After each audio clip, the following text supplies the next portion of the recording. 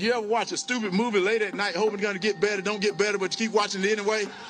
Because the other night I was watching this movie. I was watching this movie called Freak Night, or some type of night, but it was about vampires. I don't know if you know vampires are cool people. What the hell is he talking about? Is he serious? Is he for real? But I'm going to tell you something that I found out. A werewolf can kill a vampire. Did you know that? What is he talking about? I never about? knew that, so I didn't want to be a vampire anymore. I wanted to be a werewolf. Oh my gosh. He's talking about vampires and werewolves right now.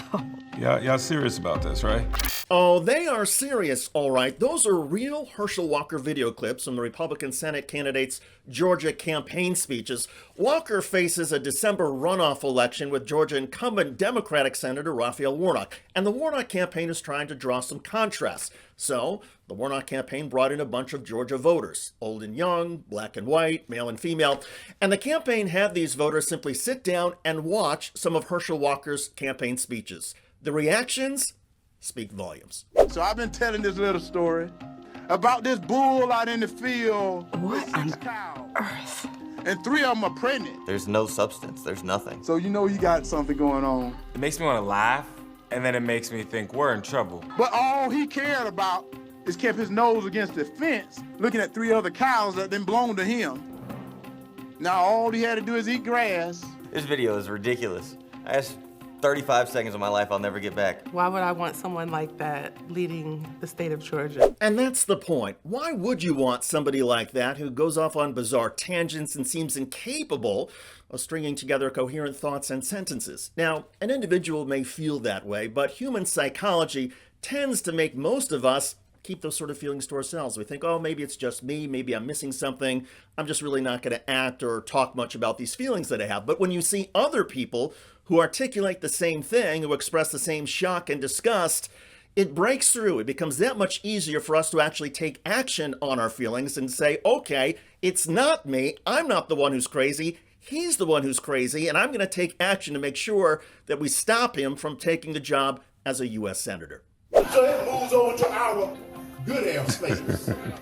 And now we gotta clean that back up. I sit and watch these on Twitter, and I'm like, what the heck is this guy talking about? Like, literally, what is he talking about? He's completely unqualified for this really, really serious job. No one's watching this and being like, oh man, that guy's got it together. And sometimes, like, I read through the comments because I'm like, is anybody actually understanding, or are we just sitting here wasting time? It is embarrassing. Let's call it what it is. It is embarrassing. They just care about getting a yes man, somebody that had just punched the button. I think it's a risk to me and millions of Georgians to put this man in a position of power. Let's call it what it is. This is embarrassing as hell. At all. I mean, well, you know.